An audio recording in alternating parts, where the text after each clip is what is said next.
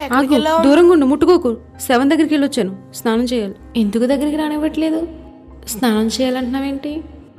శవాన్ని తాకితే మైలనా, లేదా అక్కడ బ్యాక్టీరియా ఏదైనా ఉంటుందనా?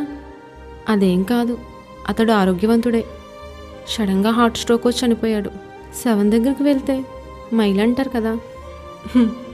ఏసయ్య పాడిని ముట్టుకుంటే చనిపోయిన కుమారుడు లేవలేదా? రక్తస్రావశ్రీ ఆయన ముట్టినప్పుడు స్వస్థత పొందలేదా?